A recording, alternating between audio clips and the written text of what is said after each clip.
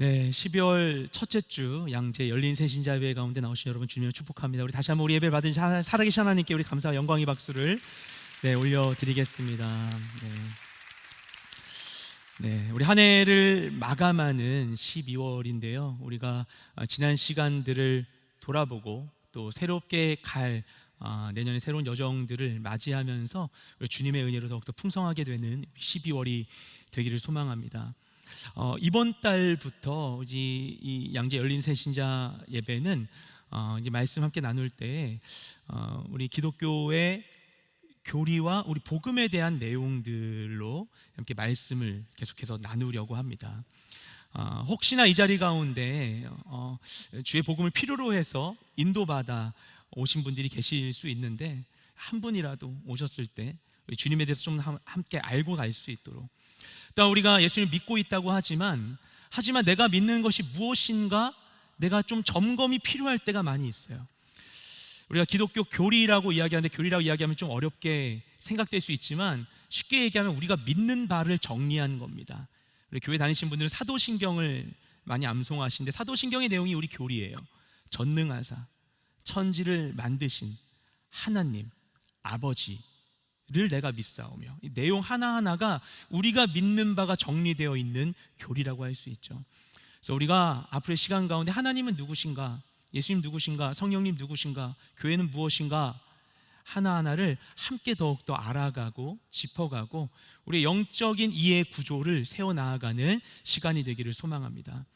이렇게 시작을 하면서 우리 12월에는 또 우리 성탄절이 있는 달이기 때문에 우리 예수님에 대해서 함께 이야기를 나누려고 합니다. 12월 5주가 있는데요, 이번 12월의 그 마지막 주가 마지막 날이에요. 31일이에요. 12월 마지막 주는 송구영신 예배가 7시와 10시에 이곳 가운데 드려지게 되고요, 그리고 그 전주 12월 24일은 우리 주일날 7시 예배가 그때가 크리스마스 이브입니다. 그래서 이 시간 이 자리에 다음 주 예배 때 광고가 있을 텐데 성탄절 전도 집회로 이 시간에 예배가 드려집니다. 그래서 그때는 특별히 성탄절을 맞아서 주위에 전도하고 싶은 분들 계시면은 다음 주 광고를 보시고서 미리 신청을 하셔서 함께 이 자리로 오시면 됩니다. 그 앞서서 오늘부터 포함하여서 첫째 주, 둘째 주, 셋째 주는 예수님에 대해, 예수님 왜 이 땅 가운데 오셨고 왜 죽임당하셨으며 왜 부활하셨는지에 대해 우리가 함께 이야기를 나누고자 합니다. 그래서 오늘은 마태복음 1장 1절부터 17절까지의 내용을 가지고서 이 땅에 오신 예수님에 대해서 함께 말씀을 나누고자 합니다.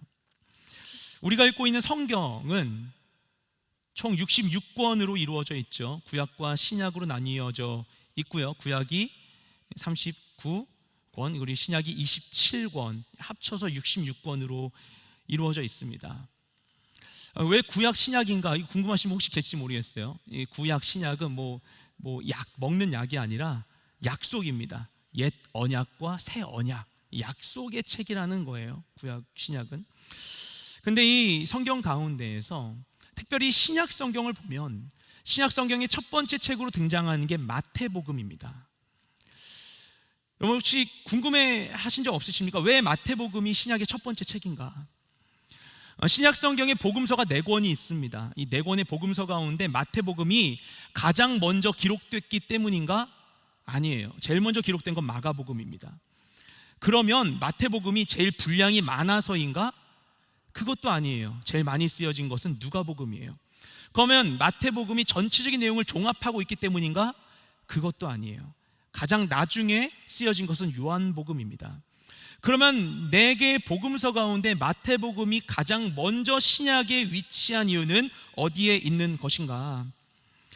그 이유를 보여주는 것이 바로 우리가 오늘 볼 본문인 마태복음 1장 1절부터 17절까지의 내용입니다.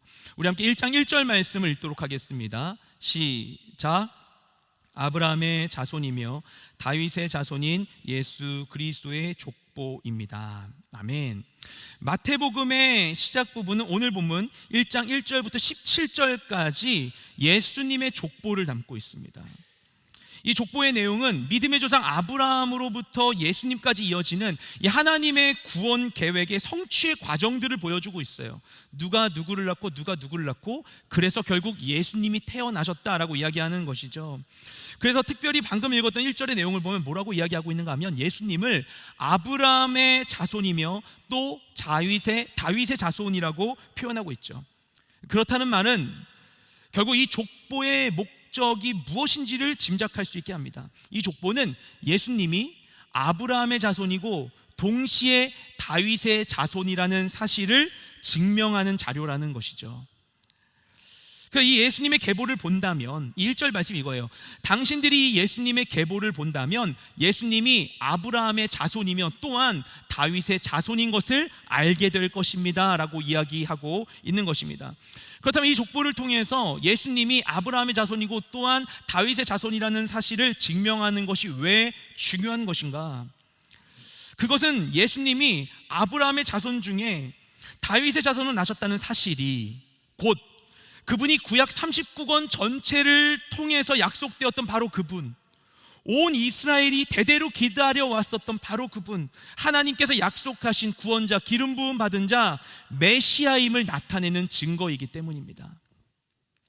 구약의 39권을 통해서 보면은 39권 가운데 모든 이들이 메시아를 보기를 원했어요. 그래서 이 신약 시대도 복음서를 보면요, 시므온과 안나가 메시아가 나기를 기다리고 있었고, 요한복음에서 수가성 여인을 만났을 때에도 우물가에 그 여인이 뭐라고 얘기합니까?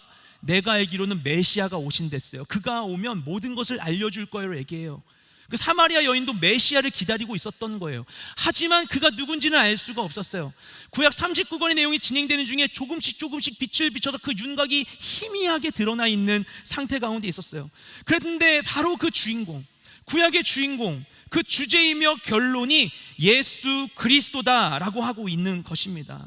그래서 이것을 보여주는 것이 오늘 본문인 예수님의 족보입니다. 그래서 이 마태복음 1장에 나오는 예수님의 족보는 구약과 신약을 이어주는 징검다리의 역할을 합니다. 하나님께서 태초에 갖고 계셨었던 계획들, 에덴 동산에서부터 선포하셨었던 온 인류를 향한 이 구원 계획이 구약의 역사 속에서 계속 이어지다가 이게 다 마무리되지 않고 성취되지 않고 미처 회수되지 않은 무수한 떡밥만 남긴 채 구약이 끝나게 돼요. 그래서 뭐 어쩐다는 건데, 메시아가 누군데 보여주지 않은 채 구약이 끝나버리게 됩니다. 구약에 약속됐던 모든 일들, 그러면 그 모든 것이 역사의 저편으로 휘발되어 버린 것인가? 그냥 과거의 전설 같은 이야기로 남겨진 것인가? 그렇게 된 게 아니라 바로 그 약속이 예수 그리스도의 탄생으로 성취되고 이어지게 되었음을 이 족보가 한눈에 볼 수 있게 해주는 것입니다. 그래서 우리가 이 예수님이 나시게 된 이 족보를 보게 될 때, 이것을 통해 신약 성경을 보게 될 때, 왜 하나님의 계획 안에서 예수님이 이 땅에 오셔야만 했는지를 알 수 있게 돼요. 또한 그분이 왜 오셔야 했는가, 그것을 이해하게 될 때 비로소 그분과 우리의 관계가 바르게 설정됩니다. 왜 예수인가에 대한 해답을 얻게 됩니다. 그 예수가 과거 2000년 전 그 근동 지방에 있었던 이 외국인 종교 지도자에 불과한 것이 아니라 2023년 바로 오늘 나의 삶의 길과 진리와 생명임을 알게 됩니다.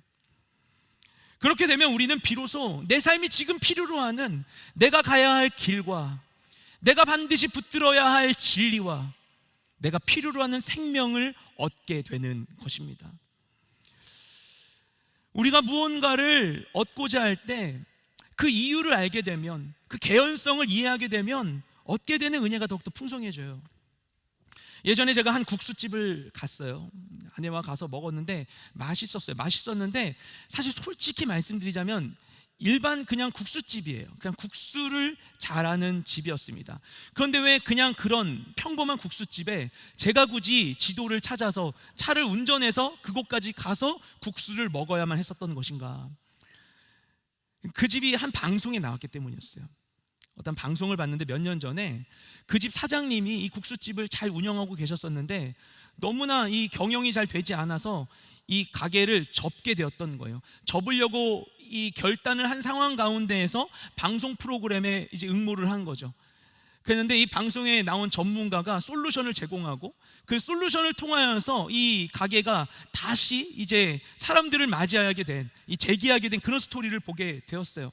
그 스토리를 보면서 감동을 받으면서 동시에 식욕이 막 오르는 거예요.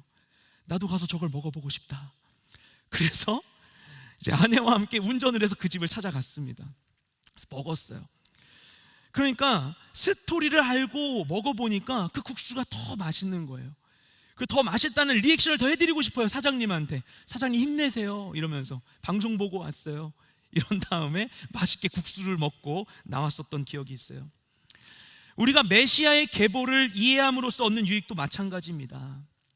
이 예수님의 탄생의 뿌리, 하나님의 언약의 스토리를 찾아봄으로써 오늘 우리가 받은 은혜를 더 풍성히 누리게 되는 것이죠. 왜 예수인가? 왜 예수여야만 했는가? 그것을 이해할 때 그분이 나에게 주는 의미가 달라지게 되는 것입니다. 오늘 이 말씀을 통해서 나를 위해 이 땅에 오신 그리스도의 은혜를 깊이 누리는 우리 모두가 되시기를 주님의 이름으로 축복드립니다. 이 마태복음 1장에 소개되는 예수님의 족보는 보시면 17절에 특히 설명이 되는데 모두 14대씩 14대씩 3개의 시대로 나뉘어져 있습니다.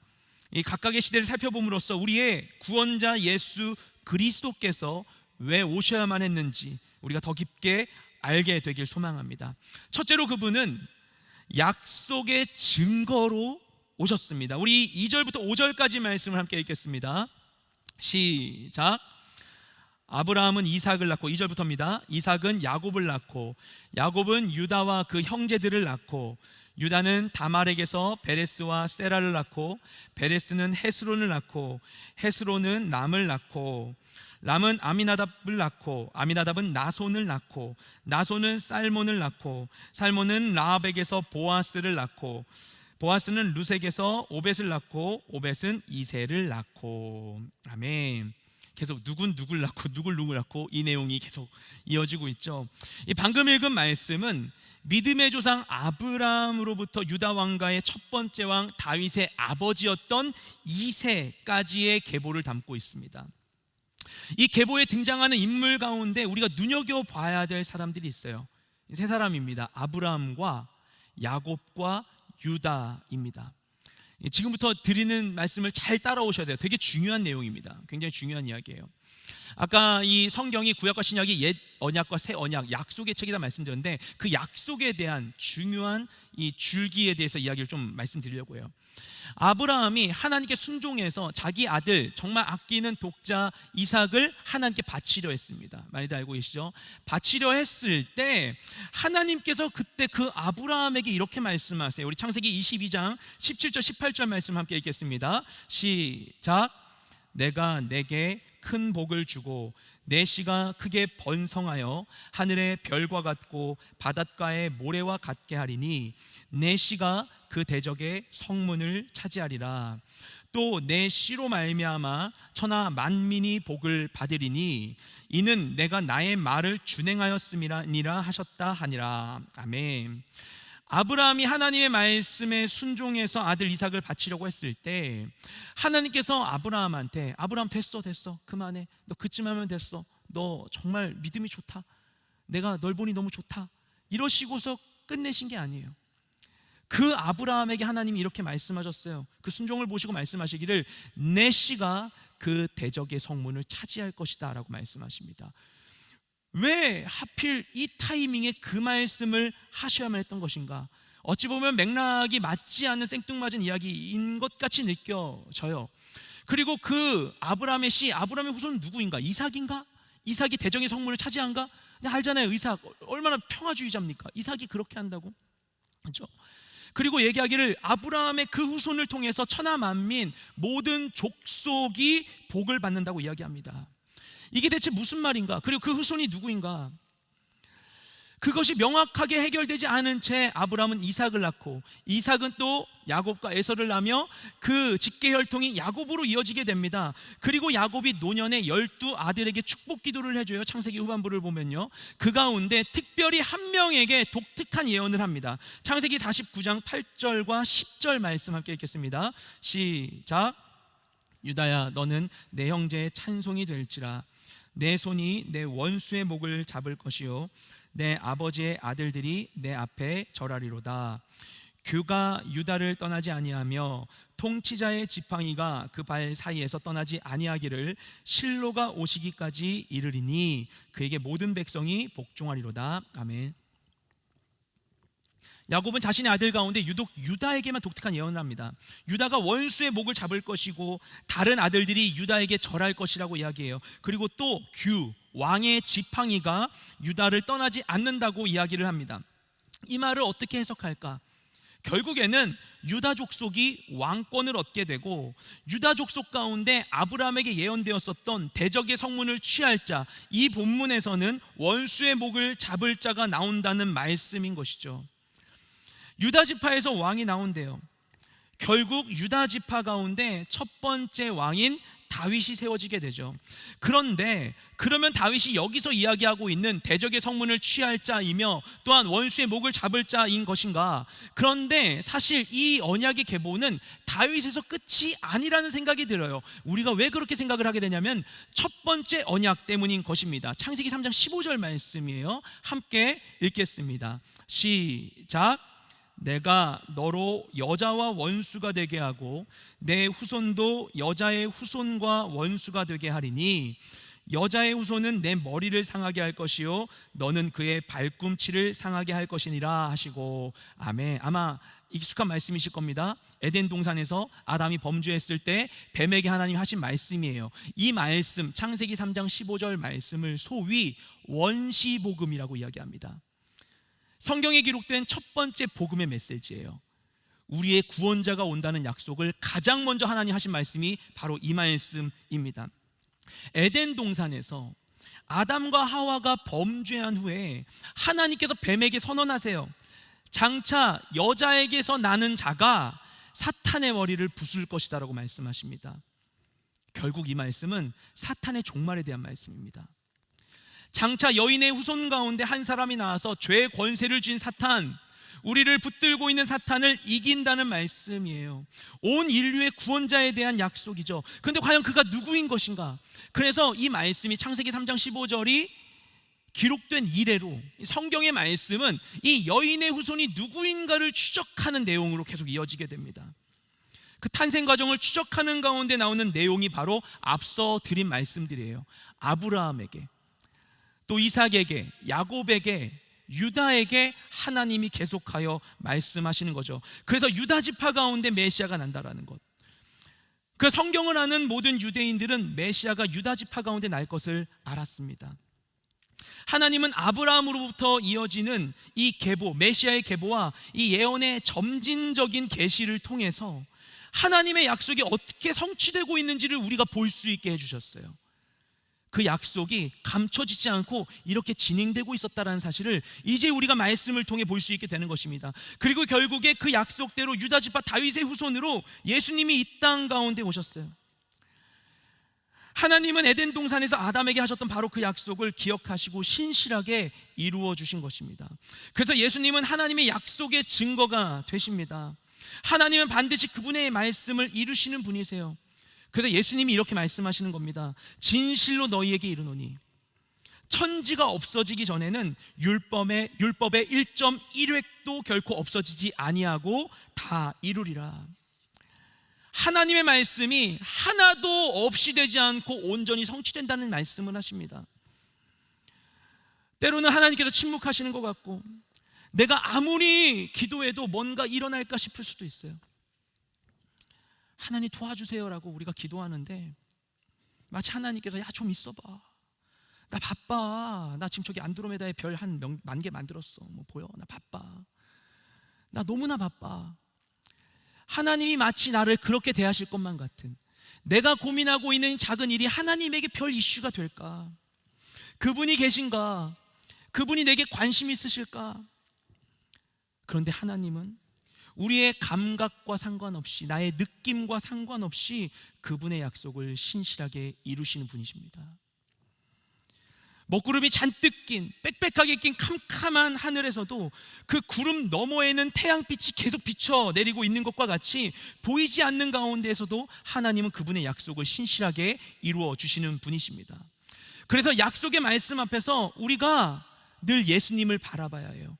말씀의 증거 대신, 약속의 증거 대신 주님을 바라봐야 합니다. 우리가 그냥 말씀을 읽을 때에는 단순한 영적인 정보로만 보일 수 있어요. 얼마 전에 모 연예인이 모 이단의 이 홍보하는 영상을 유튜브에 올리면서 되게 유명했었는데, 근데 그분의 영상을 제가 보니까 그 특징을 되게 보여줍니다. 성경 너무 좋다는 거예요. 성경 얘기를 해요. 성경은 너무나 귀한 책이다, 성경 너무 좋은 책이다 얘기를 해요. 거기까지예요. 성경이 너무 좋은 책이다, 성경이 누구에 대한 것이며 누가 성경을 우리에게 깨닫게 해주신지에 대해서 이야기하지 않아요. 성령님이 우리 안에서 진리를 우리 안에 밝혀주심에 대해서 이야기하지 않아요. 우리가 그냥 봤을 때 어떤 영적인 정보로만 성경을 볼 수도 있어요. 하지만 이 안에서 예수님을 만나고 예수님께 기도로 그 말씀을 올려드리게 되면 주님이 친히 그 약속의 보증이 되셔서 우리에게 그 약속에 대한 믿음과 소망을 부어주십니다. 이 예수님이 주시는 확신을 누리는 우리가 되기를 소망합니다. 또한 예수님이 왜 이 땅 가운데 오셨는가? 둘째로 그분은 진정한 왕으로 오셨습니다. 우리 6절부터 11절까지 말씀 함께 읽겠습니다. 시작. 이새는 다윗 왕을 낳았습니다. 다윗은 원래 우리아의 아니었던 여인에게서 솔로몬을 낳고, 솔로몬은 르호보암을 낳고, 르호보암은 아비야를 낳고, 아비야는 아사를 낳고, 아사는 여호사밧을 낳고, 여호사밧은 요람을 낳고, 요람은 우시야를 낳고, 우시야는 요담을 낳고, 요담은 아하스를 낳고, 아하스는 히스기야를 낳고, 히스기야는 므낫세를 낳고, 므낫세는 아몬을 낳고, 아몬은 요시야를 낳고, 요시야는 바벨론으로 잡혀갈 무렵에 여고니아와 그 형제들을 낳았습니다. 아멘. 이 전체 족보 내용 가운데 가장 중요한 인물을 예수님 외에 한 명 꼽자면 그 사람은 단연 다윗입니다. 다윗은 앞서 말씀드렸었던 그 하나님의 이 계시가 이어지게 되었던 아브라함, 이삭, 야곱, 유다로 이어지게 된 메시아 예언의 마지막 조각을 받은 사람이에요. 우리 사무엘하 7장 12절 13절 말씀을 함께 읽겠습니다. 시작. 내 수완이 차서 내 조상들과 함께 누울 때 내가 내 몸에서 날 내 씨를 내 뒤에 세워 그의 나라를 견고하게 하리라. 그는 내 이름을 위하여 집을 건축할 것이요 나는 그의 나라 왕위를 영원히 견고하게 하리라. 아멘. 이것이 다윗이 하나님께 받았던 말씀입니다. 다윗이 왕이 되고 나서 백향목 궁을 짓죠. 그리고 그 궁에서 막 이렇게, 아마도 그냥 상상하건대 궁에서 이렇게 의자에 누워가지고 막 감탄하고 이렇게 막 감상하고 있었던 것 같아요. 벽지 너무 예쁜데? 그러면서 막, 이 의자 너무 편하다 이러고 있었을 것 같아요. 그러고 있다가 문득 그가 이런 생각을 합니다. 나 이렇게 나를 위해서 백향목집을 지었는데 하나님의 법궤는 천막에 있네. 하나님을 위한 집을 지으면 어떨까라는 생각을 하게 돼요. 그리고 그 아이디어를 나단에게 전달하게 되죠. 그러자 나단 선지자를 통해서 하나님 하신 말씀이 바로 이 말씀이었습니다. 다윗의 씨, 그의 후손을 통해서 하나님의 집이 건축될 것이고 영원한 나라가 세워질 것이라고 약속하십니다. 그런데요, 다윗 이후에 있었던 다윗 왕가의 왕들을 보면 그 누구도 영원한 나라를 세운 사람이 없어요. 방금 읽었던 우리 족보 내용만 보더라도 결국 바벨론의 이 모든 것이 멸망당해 버리지 않습니까? 좀 전에 읽었던 그 족보에 나온 왕들, 솔로몬, 르호보암, 아비야, 아사, 여호사밧, 요람, 우시야, 요담, 아하스, 히스기야, 므낫세, 아몬, 요시야 모두 다 불완전한 왕이었어요. 그 중에 특히 므낫세는 아버지 히스기야가 종교개혁을 그렇게 했음에도 불구하고 한 대를 거치기도 전에 다시 산당을 세우고 온 나라를 우상천지로 만들었던 악한 왕입니다. 그 가운데 그나마 선한 왕이었던 솔로몬과 히스기야도 말년에 큰 실수를 저지르게 되죠. 이들의 시조인 다윗은 어떻습니까? 그는 정말 하나님이 기뻐하시는 자였어요. 그래서 다윗 이래의 모든 왕들을 어떻게 평가하는가? 선한 왕인지를 평가하는 기준이 다윗과 같으냐입니다. 이 사람은 다윗과 같이 하나님 보시기에 정직한 사람이었더라. 그렇게 얘기할 정도로 다윗은 훌륭한 왕이었어요. 하지만 우리가 알고 있듯이 그랬던 다윗도 두 번의 일생일대의 큰 범죄를 저지르게 됩니다. 남편이 있는 여인 밧세바를 취하고, 그리고 그 남편 우리아를 죽게 했고요. 그리고 말년에는 하나님께 반하여서 인구조사를 감행하는 실수를 저지르게 되죠. 그래서 이 다윗 이후에 이어지게 되는, 방금 우리가 읽었었던 이스라엘의 왕국의 역사는 사실 인간의 통치의 한계를 보여주는 장이 됩니다. 이스라엘 역사상 가장 위대했던 왕 다윗도 결국에는 죄인이었어요. 이것은 우리 모두의 한계를 잘 보여줍니다.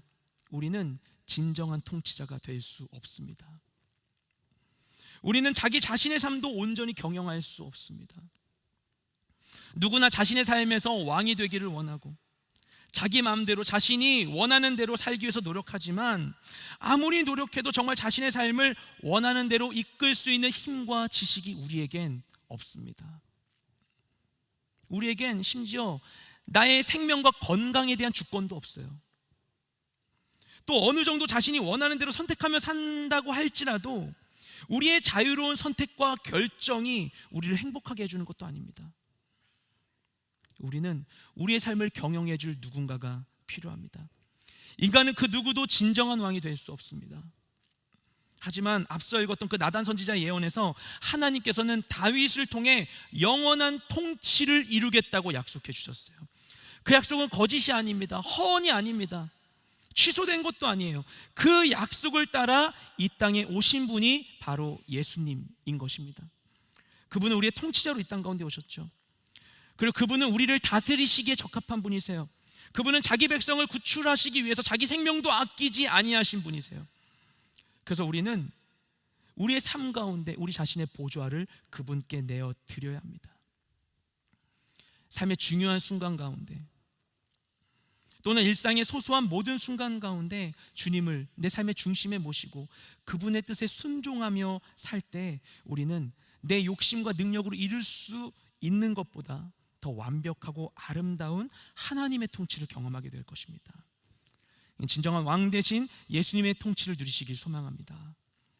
또한 예수는 왜 이 땅 가운데 오셔야 했는가? 셋째로, 그분은 어둠의 빛으로 오셨습니다. 우리 12절부터 16절까지 말씀을 함께 읽겠습니다. 시작.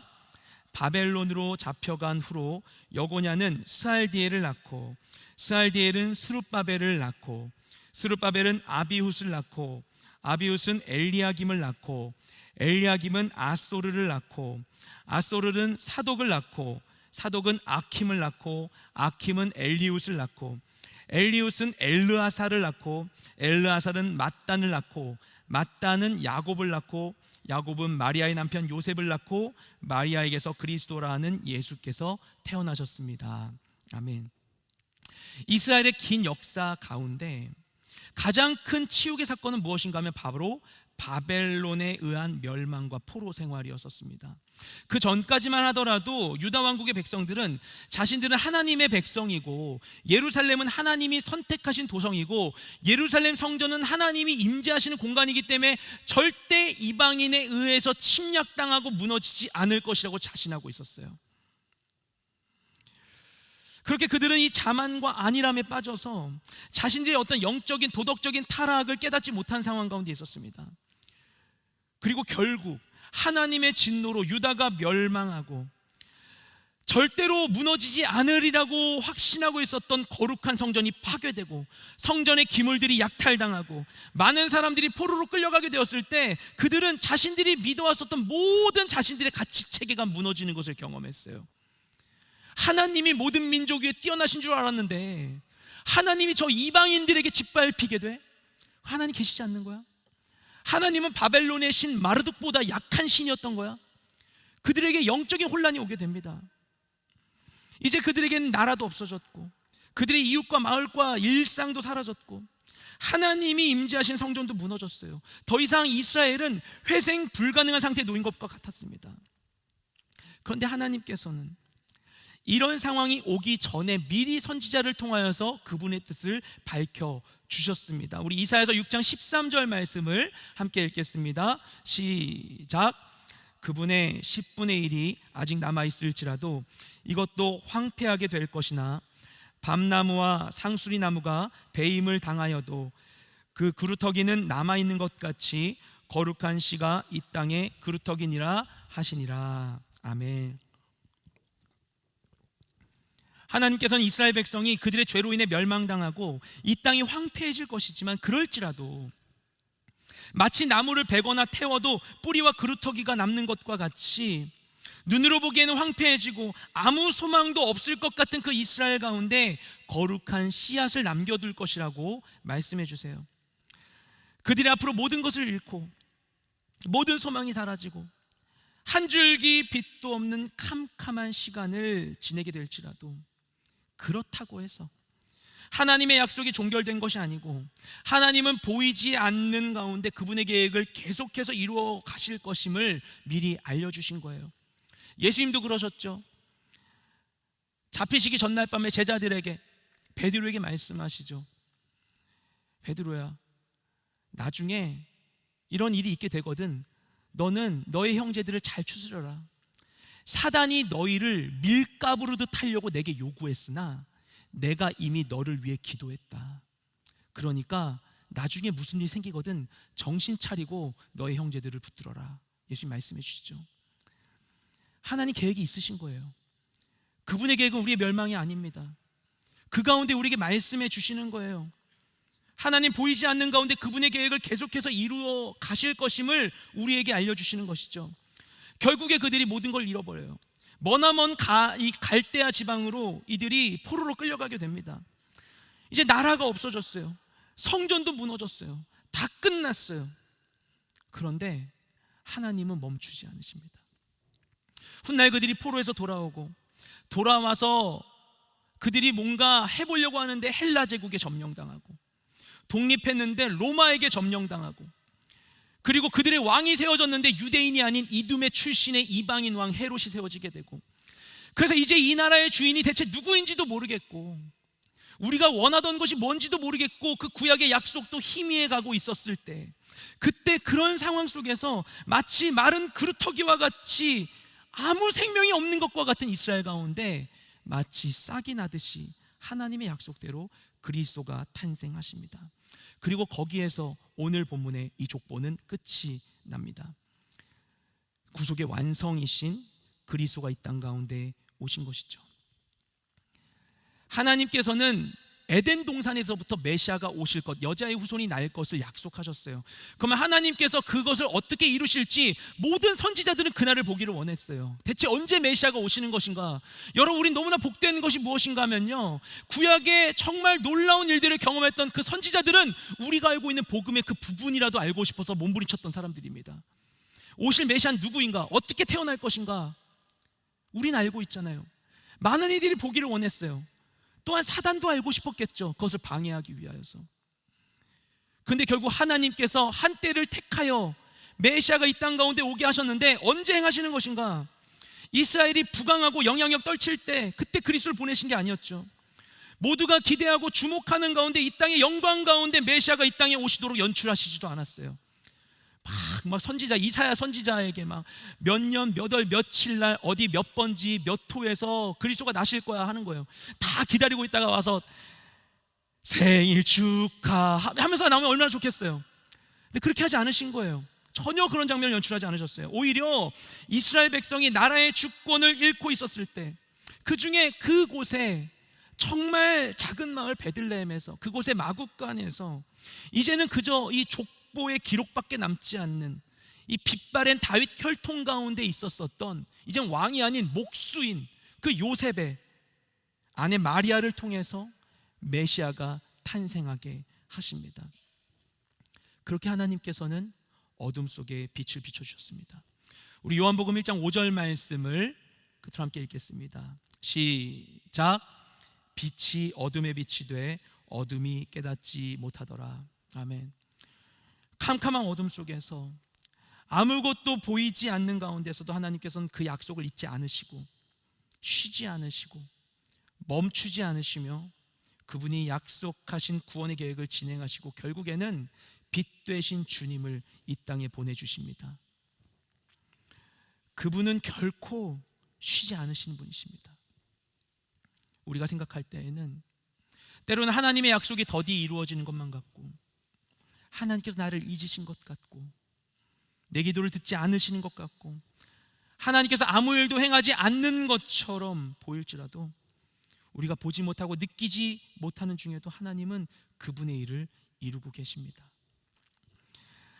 앞길이 불투명한 상황 가운데 있을지라도, 예측하지 못했던 질병과 사고가 발생할지라도, 나의 노력과 수고가 원하는 결실을 이루지 못하는 상황 속에서도 하나님은 우리 곁에서 그분의 일을 진행하고 계십니다. 그리고 예비하신 그 약속의 때를 향하여 나아가고 계세요. 우리는 알지 못하는 가운데 있어도 그분은 어둠 속에 빛이 되어 주십니다. 그분이 우리에게 오셨습니다. 빛이 어둠에 빛이 돼 어둠이 깨닫지 못하더라. 그런데 빛이 비춰져도 어둠 가운데 이것을 알지 못하면 아무런 소용이 없는 거예요. 그저 더 깊은 어둠에 머무는 거예요. 하루 종일 수고하고도 지친 몸을 이끌고 집에 가면서 오늘 내가 수고하여서 열심히 살았는데 오늘 대체 뭐 한 건지 그 의미를 찾을 수가 없고, 행복하기 위해서 노력했는데 오히려 노력할수록 고단해지고, 열심히 가지려고 채웠는데 오히려 마음이 헛헛해지는 거예요. 캄캄한 그 어둠을 도저히 벗어날 수 없는 겁니다. 캄캄한 방 안에서, 그 어둠 속에서 아무리 소리를 지르고 허우적거리고 몸부림을 쳐도, 아무리 그 어둠 속에서 수고하고 애써도 캄캄할 뿐이에요. 캄캄할 뿐이에요. 하지만 그 가운데에서 부족할지라도 이 벽을 더듬어서 그 가운데 그 작은 스위치를 찾아서 켜게 되면 순식간에 방 안이 환한 빛으로 가득 채워지게 됩니다. 어둠은 떠나가는 것입니다. 순식간에 떠나가는 것입니다.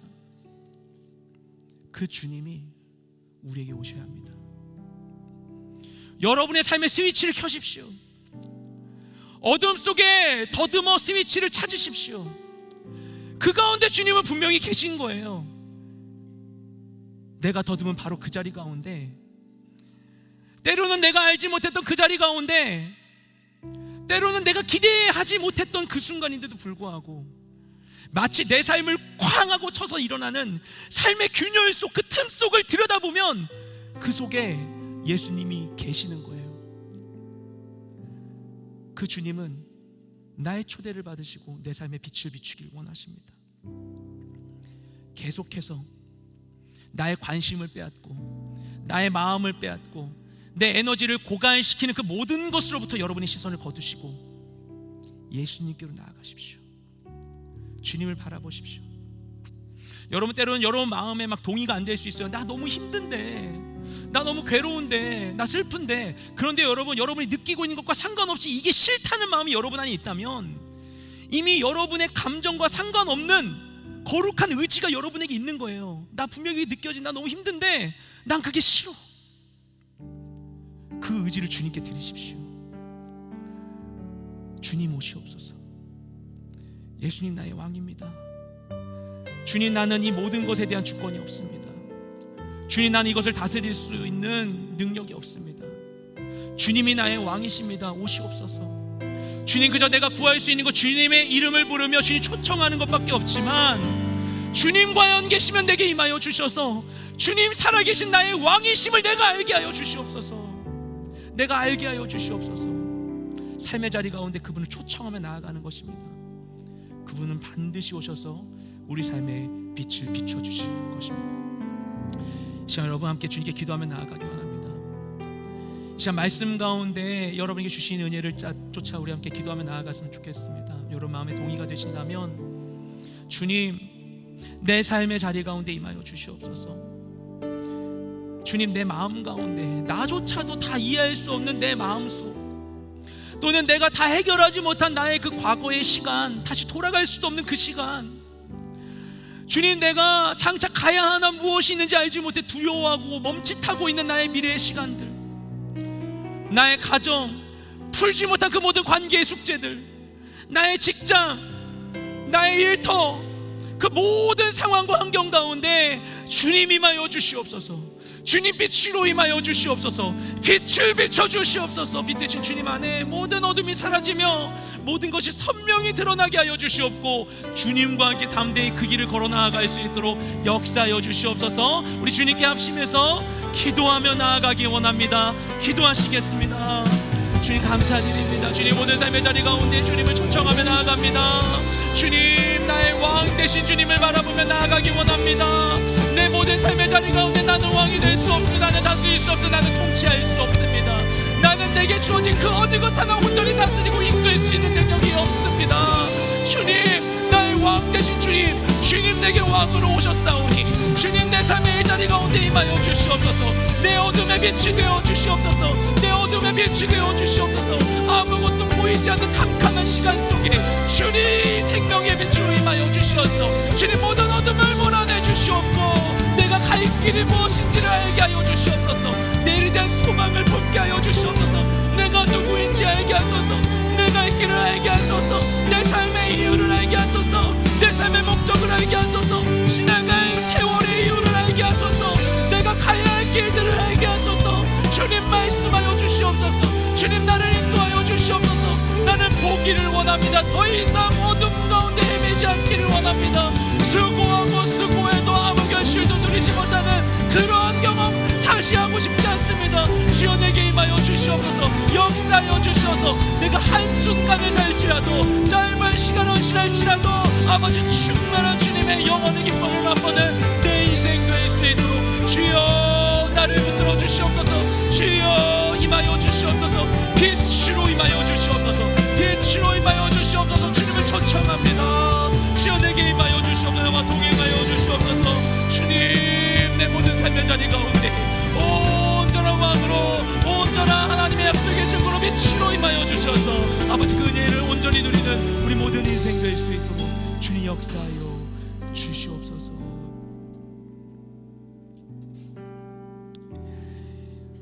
아브라함의 후손으로, 다윗의 자손으로 이 땅 가운데 오신 예수님, 주님 우연히 이 땅에 오지 않으셨고, 그냥 누군가 주님을 따르는 사람들의 말에 의하여서 높임 받으신 것도 아니고, 전능하신 하나님의 계획과 약속 가운데 이 땅에 오신 나를 위한 하나님이 약속하신 메시아이심을 내가 믿습니다.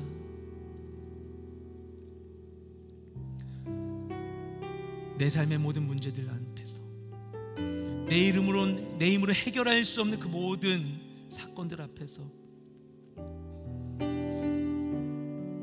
우리의 모든 의지와 계획을 내려놓고 나의 유일한 능력 되신 주님을 초청하기 원합니다. 주님 내게 임하여 주시옵소서. 무력해 쓰러졌던 모든 자리 가운데 왕 되신 주님의 능력을 경험하기를 원합니다.